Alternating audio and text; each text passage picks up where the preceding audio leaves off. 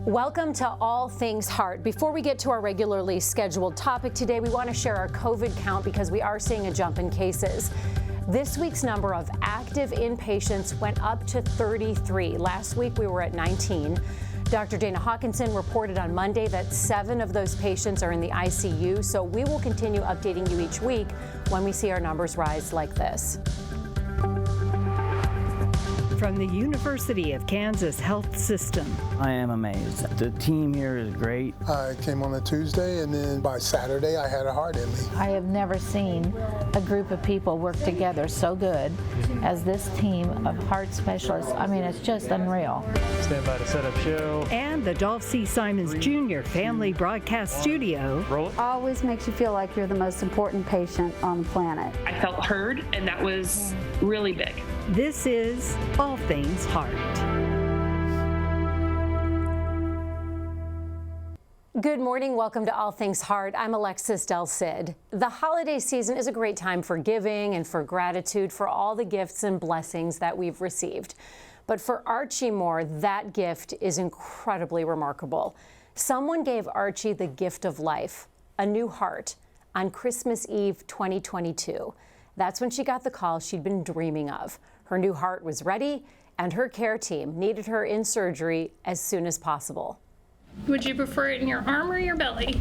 You can do the arm. Archie Moore is not used to being a patient, Well done. but she has spent plenty of time with the patients here at the University of Kansas Health System. For 28 years, this is where Archie worked every day as a nurse before retiring in 2020. I knew I'd be in good hands. This is the one place I always wanted to come if something dire happened to me. And dire it was. About a year after retiring, Archie noticed something was wrong with her heart. But looking back, she says the signs had been there for a few years. Shortness of breath for one. It even got to the point where I could not go up steps. Life went on like that until she had an episode too frightening to ignore. Almost like a panic attack. Except Archie says she couldn't breathe, and she knew. My heart, it was going into heart failure. A few weeks later, she says doctors at the University of Kansas Health System placed her on the transplant waiting list. The holidays were strange, so many unknowns. Archie was determined to have a nice Christmas with her family. I have 13 grandchildren, so it was Christmas Eve, and our tradition is kind of to have a pajama party. And the call came in, and I looked at the number. They had a heart for Archie, who, of course, felt every joyful emotion you could imagine, along with profound sadness at the same time. I felt overjoyed for one, and then I kind of went to the other end and felt sad because I knew somebody had died to have this privilege to get this heart. I didn't know the circumstances, but I knew somebody had to pass it along, definitely out of love, for me to be able to receive that at that particular moment. And on this day, as she prepares to be discharged to go home to her family with her new heart and her new chance at her wonderful life, she has another feeling that Archie says will forever be part of her. I am forever grateful. Every moment, every day I wake up and open my eyes, I will be forever, ever grateful. And Christmas will never be the same. We are so happy to have Archie joining us virtually this morning alongside her amazing daughter, Tidra. Thank you both for being here. And here in the studio, we have the surgeon who performed Archie's transplant, Dr. Matt Danter. Dr. Danter is the surgical director of cardiac transplant and mechanical circulatory support. I want to see your business card later on here at the health system. And we're also joined by Jan Caldwell. Jan is a nurse practitioner. Jan is on the advanced heart failure team. She played a key role in Archie's treatment, recovery, and emotional support, which is critical to patient care. But I want to start with Archie because Archie, when we first interviewed you a little over a year ago, you had just gotten your new heart. How are you feeling today as we approach the year anniversary? Fantastic. Still grateful. Fantastic. Still kind of feel surreal, but fantastic. Fantastic is what we like to hear. Teidra, what's the biggest change you've seen in your mom over the course of the year? She's all over the place. We never sit down. She wants to go here. She wants to go there. She wants me to park far away from the door so she can walk. She's taking her health and her heart serious. And that's what doctors and caregivers love to hear, that you're taking it seriously, doing everything right. Got to talk about how you were a nurse here at the health system for decades. Everyone knows you as a fantastic nurse. And we see this quite a bit when you notice the troubling signs in you with stairs and walking and you having difficulty. Things you normally would tell a patient to go to the doctor right away for, you put off. Why was that? Well, one, I think it was kind of the nature of the person, of who I am, always denying self. And then two, I thought it was mainly related to the weight, because I was significantly heavier at that point in time too. And then I contributed to breathing, because I had been using a CPAP prior, but just, I don't know, self-denial. I want to bring Jan in here because you're nodding your head, and often with ourselves we can't see the forest from the trees. Yeah. Is that the case as well, that you see as what you do? So I think it's two things. It's being a nurse, we take care of everybody else. Mm-hmm. And then as a female, you take care of your family, your husband, your kids, and we put ourselves last. So as a female nurse, it's twofold. So I feel like that's where Archie was. Sure, so. She's spent her whole life taking care of everyone. What were the biggest what were the biggest things you noticed when you first saw Archie? So when I met Archie, she was significantly short of breath. As she said, just walking from the bed to the restroom was a challenge. And her heart was very weak, so she was struggling. Did you know that with her symptoms, did you automatically know she's in heart failure? Yes, I did. I could tell. Well, first of all, we got the echocardiogram, which showed her heart was not pumping well. But then just meeting her, talking to her, seeing how symptomatic she was, it was putting it all together. She was in advanced heart failure. She was. So yes. How poorly was her heart functioning? Did you have a... So the echocardiogram, I believe, was a normal ejection fraction or pump squeeze of the heart is about 55 to 60. Archie was about 10 to 15%. Oh, wow. Not very, very little pump squeeze action. So I also want to ask you about this because Archie began her journey as a patient here during a pandemic. Yes. How do you advise your patients to protect themselves when we're telling everybody to be careful, stay home, wear masks, especially if you're vulnerable medically, yet she has to come back for doctor's office visits? How does she protect herself? Well, it's individual to everybody. You know, Archie has a big family, but I think her family's been very careful to not come around her if they have any sniffles or cold symptoms. And then Archie herself has been very vigilant about being careful with her mask and staying out of high-risk situations.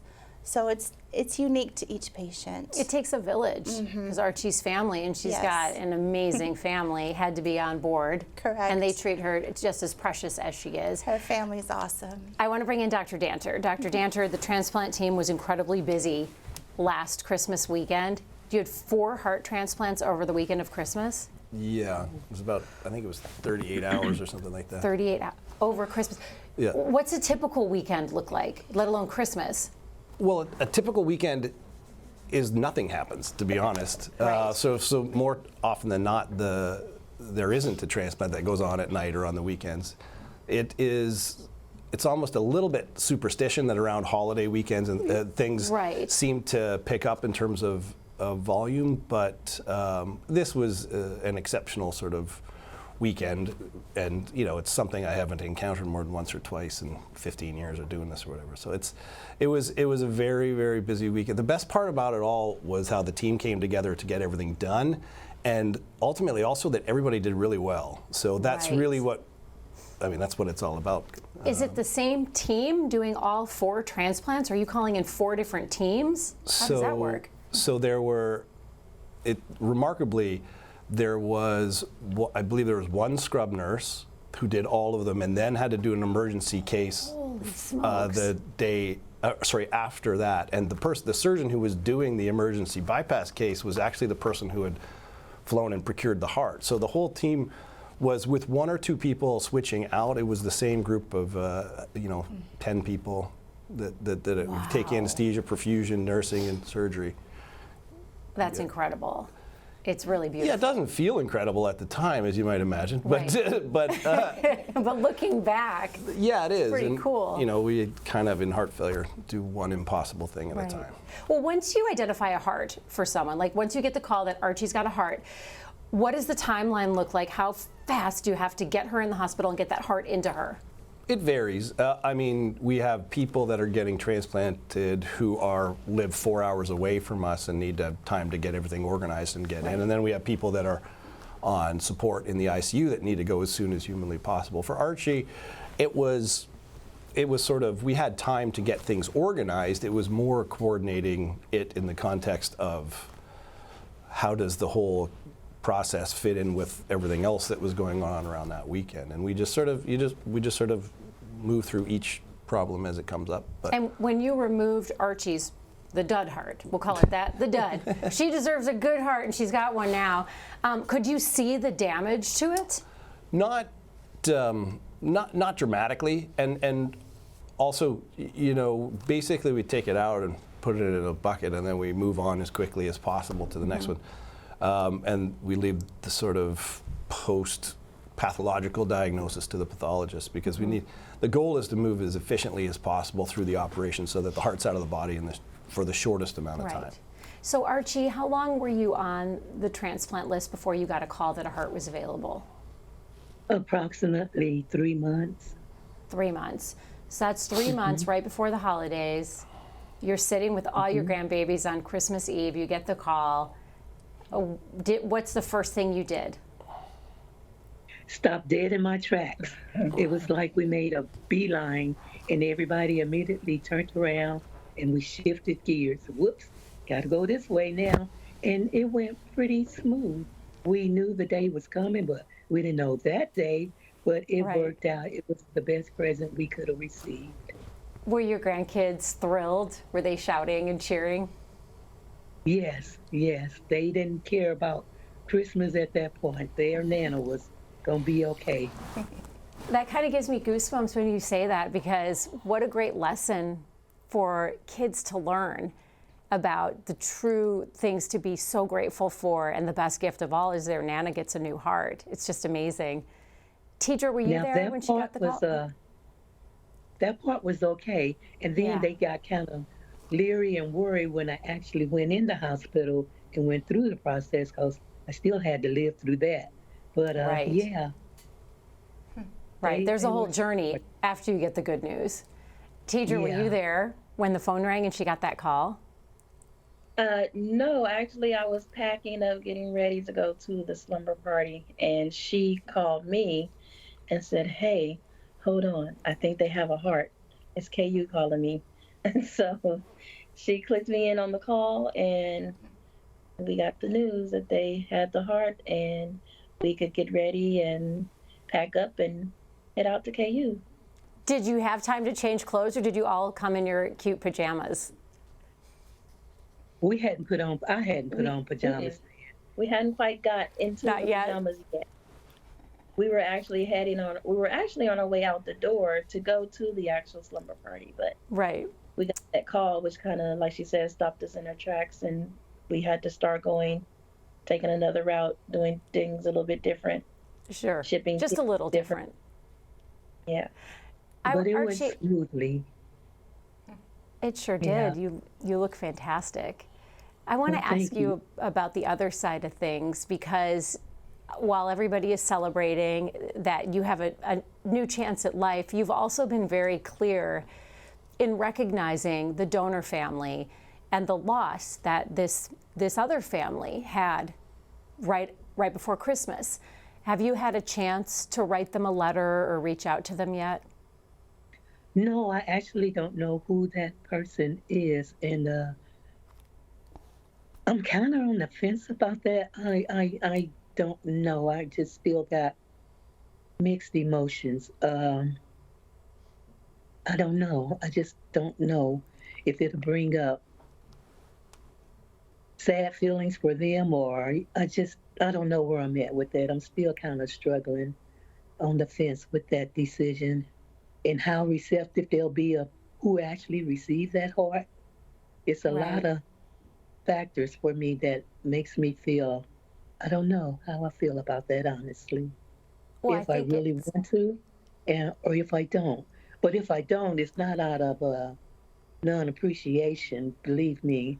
It's just that other things going through my head is, I don't know, how receptive we might be of each other. I'll put it like that. That is so Archie, to be worried again about the other people in this. She wants to say thank you, but she's worried it might hurt them. I can see Dr. Danter and Jan, you're nodding your heads. Yeah, there's no wrong answer there. Yeah. It's whatever you feel most comfortable with.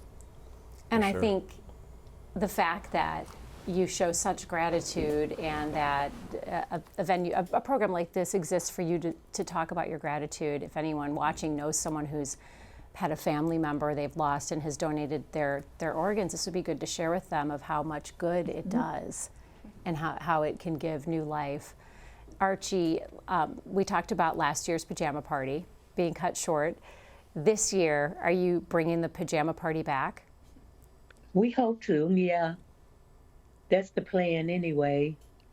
And my daughter originally had a delivery date of December the 25th for the new baby. So we'll see how that goes too. So that'll be 2 new lives. Congratulations. Holy cow. So when we last talked to you, there were 13 grandkids. So 14 is due on Christmas Day this year? Supposedly, yeah. You know how that goes. Wow. That gives me goosebumps again. Talk about the full gamut of emotions from what happened last year to this year. It must be so exciting, Tidra, to have your mom back and just have her home on Christmas. It most definitely is. You sometimes you take for granted little things, but within this year, I've learned not to do that. Mm-hmm. We think she owns me. And I do. We want to get all your questions answered for our viewers at home. Love when you send them to us. Be sure to connect with us, and you can do that in real time on Facebook, YouTube, the X platform, and the All Things Heart email. You'll find all the ways to connect with us right here on your screen. And I want to go to some questions that are already coming in right now. This is from Ruth Ellen. It's actually a COVID question. Will the COVID vaccine we're getting this fall work again for a year? Could you talk to that, Dr. Danter, or is this a question we should hold for? Yeah, that's not my area of expertise, but yeah, I think we all sort of thought that it's going to be something that we get annually from now on moving forward. Right, yeah. And we'll get your question, Ruth Ellen, to Dr. Hawkinson as well, because we are seeing a surge, a spike here at the health system with COVID cases coming in. Becca emailed us. Becca wants to know how Dr. Danter and the transplant team managed 4 transplants, and is that the most you've done in a weekend ever? I think so. It's kind of strange because if you look, I think that week too we did something like 7. So the first question is, how do we organize that? We basically do one impossible thing at a time. So you get one organized and planned, and it's kind of funny because there's actually like 3 great lies of transplant. One is the first time they tell you when you're going to go, then it's the second time they tell you when they're going to go, and then usually by the 3rd time they figured out all the moving parts and you're going to go. So you just have to stagger them. So if memory serves, we were going to do one of them before one, then it was delayed, and then we actually, so like the 3rd one ended up going 2nd, and the 2nd one ended up going 3rd. So so the 3 lies are what you're told as doctors. What we're told is when we're going to actually go. Patients don't know what's happening behind the scenes. They No, that's why we always tell them, and probably Archie can, like, this is, yeah. And I was kind of like, I just tell the patients that if I told you what time the transplant was going to start right now, the only thing you can be certain of is that would not be the time when the transplant started. Is that right? But how the teams coordinated it was really special, actually.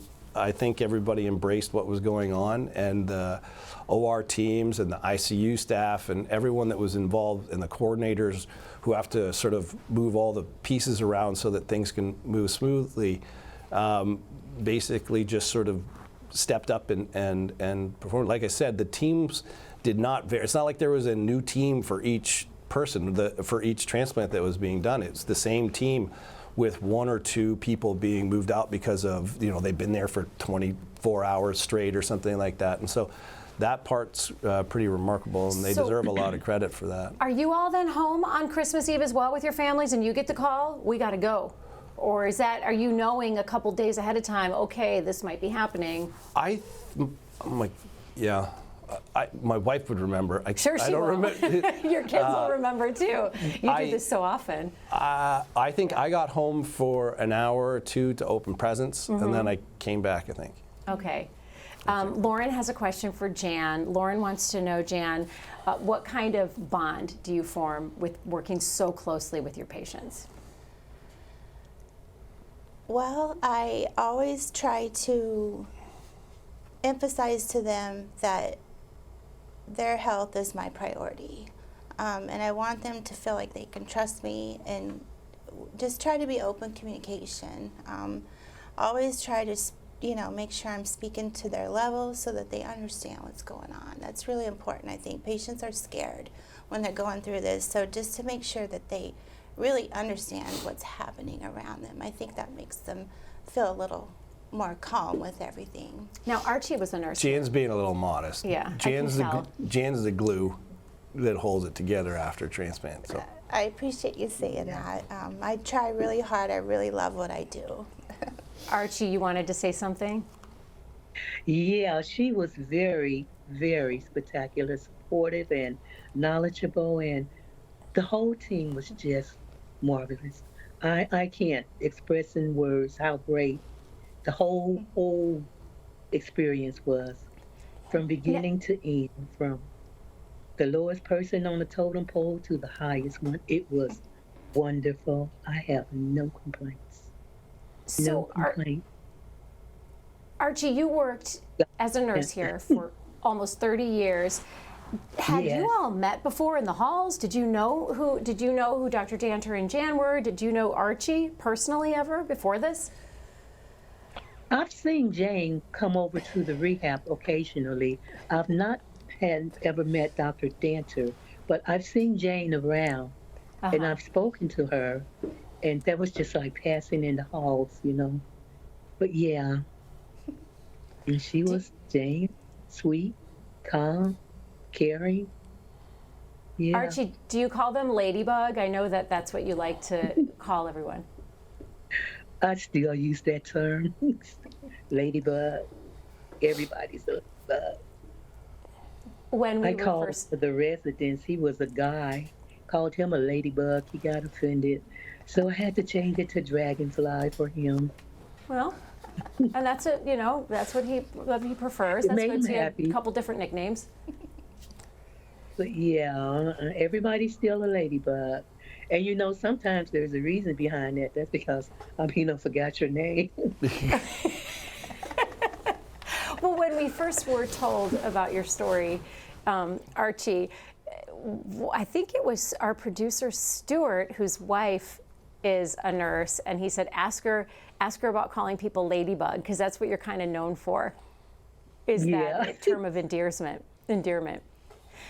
Travis has a question for Dr. Danter. Travis wants to know, how sick do you have to be to qualify for a transplant? How do you figure that part out? So you need to be at the sort of end of the life expectancy of your own heart. So it's an advanced heart failure where there's a number of objective tests that we have, sort of functional tests, as well as echocardiograms and basically a history of significant symptoms. And then based on how sick you are, there's a number of intervening therapies that we can utilize to try and get people to different therapies or get people as much time as we can to allow for the transplant to occur. But typically, you need to be at the end of the life cycle of your own heart. And we have several options once we get there, and transplant is sort of the gold standard and the definitive therapy. And then Bill had emailed us, wanted to know, is there ever a point when a patient is too sick for a new heart?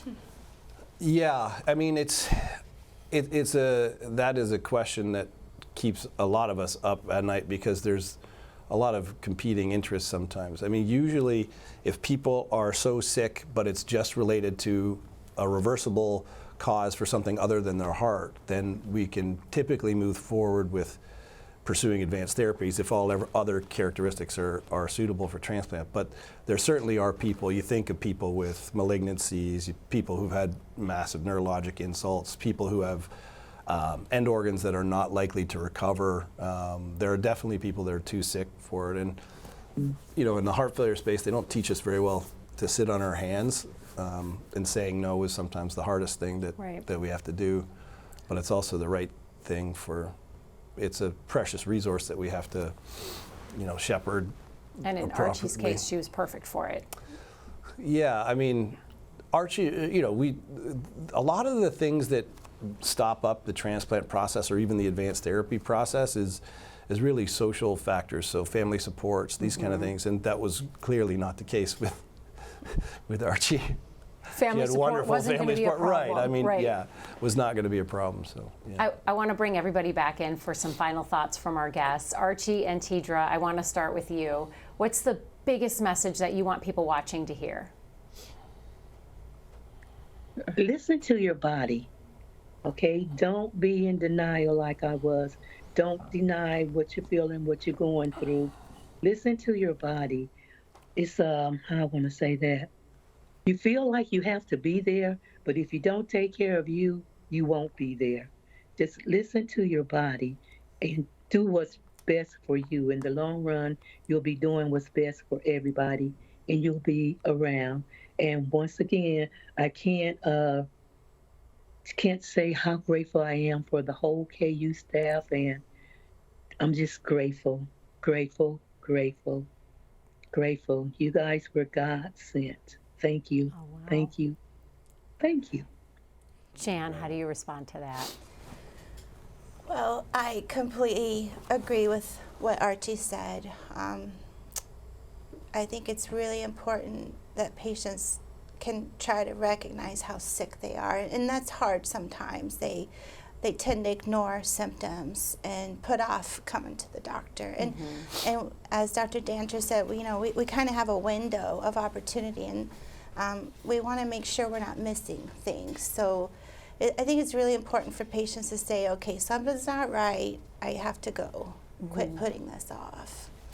Dr. Danter, anything you want to add about Archie or her family? You just start glowing a little bit when you talk about Archie's family. Well, I just think it's great to see, you know, the family be able to get together again. It's kind of why we do all this.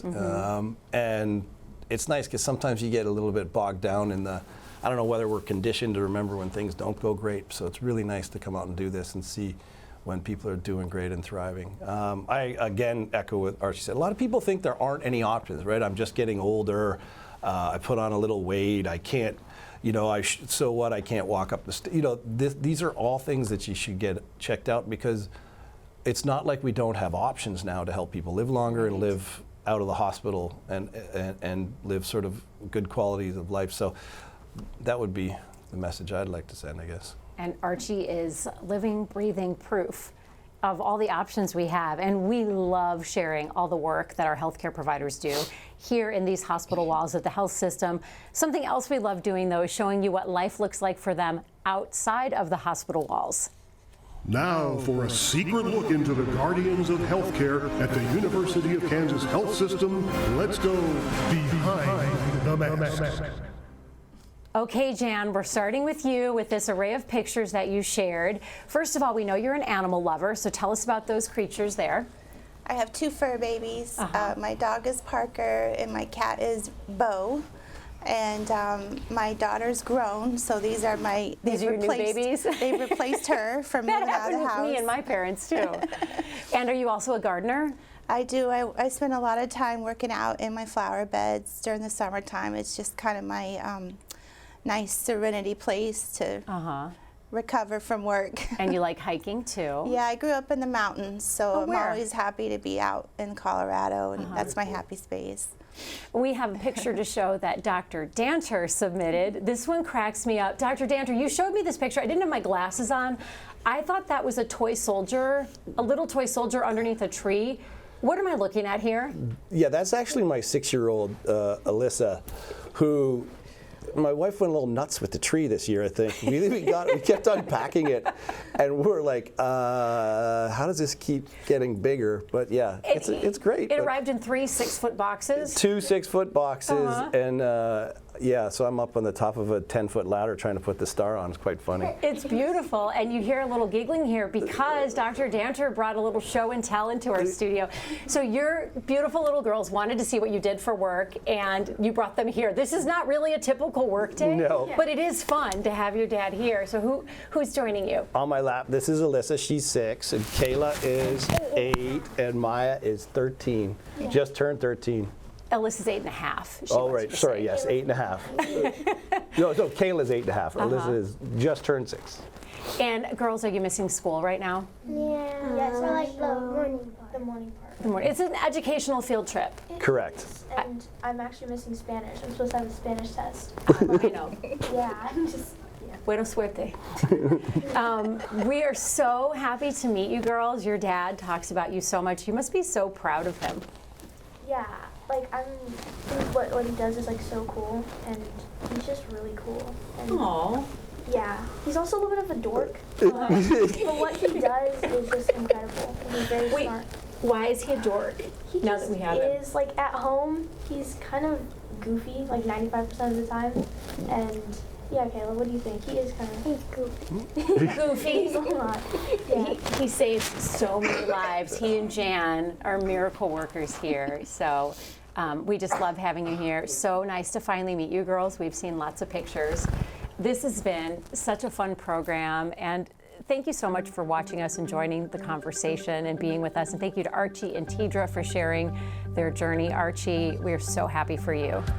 Coming up next week on All Things Heart, in his personal life he goes by Terry, but you may know him as Car Santa. How doctors saved his life and his legs so he could continue his mission of giving. That's Thursday at 8 a.m. Coming up tomorrow on the Morning Medical Update. When Eric Moore reconnected with his estranged brother, he didn't know he was reviving a relationship that would ultimately save his life. I'm Jessica Lovell on the next Morning Medical Update. Family reunited and making up for lost time. The profound connection that helped treat Eric's cancer. Friday at 8.